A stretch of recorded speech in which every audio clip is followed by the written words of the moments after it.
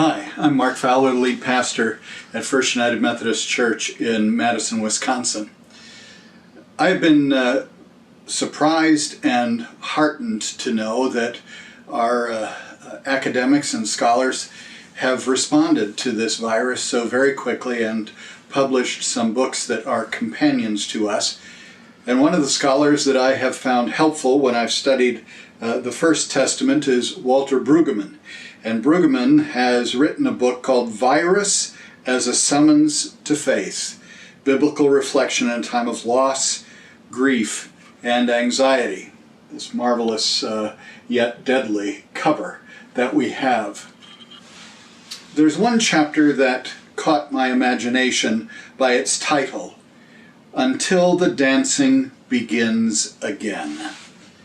It's based on the prophet Jeremiah, who is a prophet of the exile when the Hebrew children who were used to the wonders of Jerusalem and the promised land were on their way into exile. It is analogous to where we are now, not a direct correspondence, but I have been both challenged, comforted, and called to envision a future as these prophets unfold. And what he reminds us of is the way in which the first chapters of Jeremiah unfold. And I was caught, as Brueggemann was, by this from the 7th chapter, the 34th verse. And it reminded me of the trucks, the refrigerator trucks that they brought in because there were just so many dying of COVID. The corpses of the people, they will pile up. I will bring an end to the sound of mirth and gladness.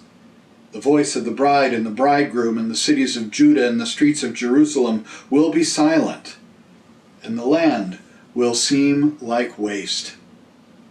No longer will we gather even to bury our dead. There will not be the great feast in remembrance of our loved ones.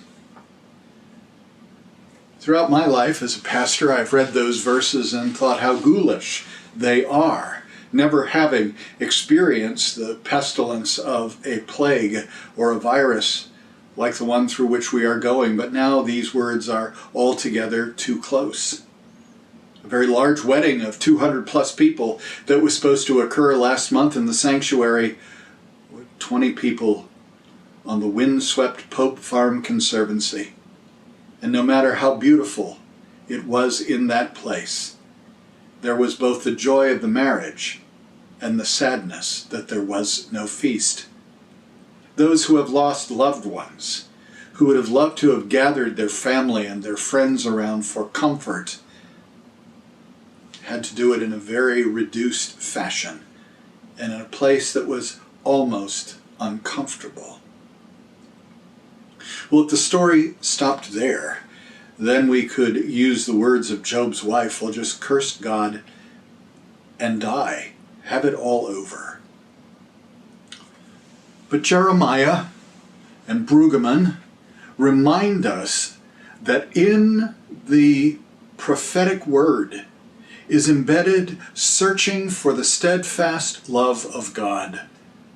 And love comes in these times in very different ways, but is steadfast. It is there.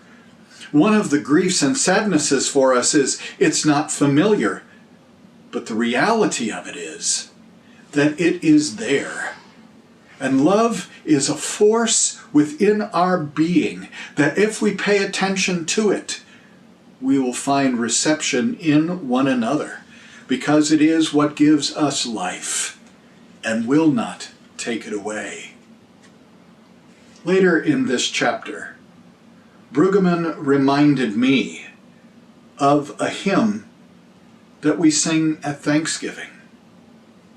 And I remembered that as we are now in September, those celebrations of joy and gladness, those gatherings, those things which rejuvenate us that mark September, going back to school, having Camp Randall Stadium filled with fans as the Badgers take the field, gathering again as a church after everyone has been away for vacation or simply the summer in order to start Sunday school and worship, and the choir is back with us. All of those joys.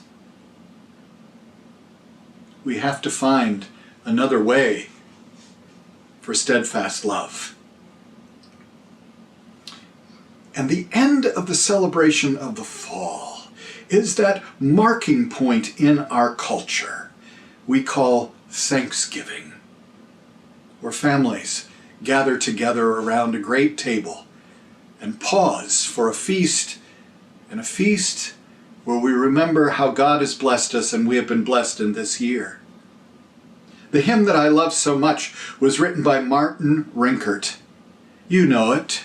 Now thank we all our God with hearts and hands and voices, who wondrous things hath done, in whom this world rejoices, who from our mother's arms hath blessed us on our way with countless gifts of love, and still is ours today.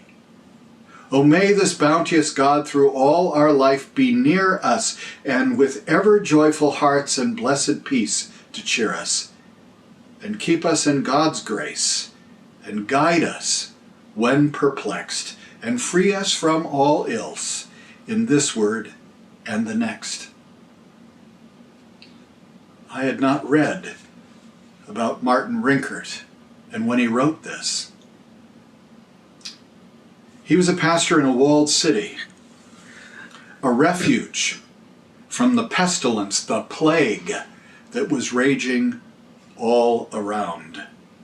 It was in Saxony in Germany, and he was the only clergy left in that place. The pestilence had gotten over the walls and had taken his wife and members of his family. It is analogous to where we are. And then he wrote this hymn, a different way to see Thanksgiving.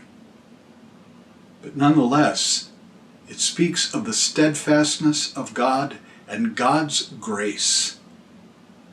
Listen to it again as our blessing as we head into this very different autumn, headed toward Thanksgiving. Now thank we all our God, with hearts and hands and voices, who wondrous things hath done, in whom this world rejoices, who from our mother's arms hath blessed us on our way with countless gifts of love, and still is ours today.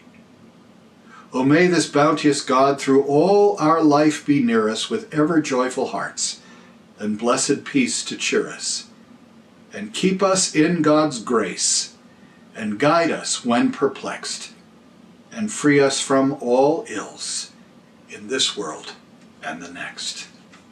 In the grace of God, God bless you. Amen.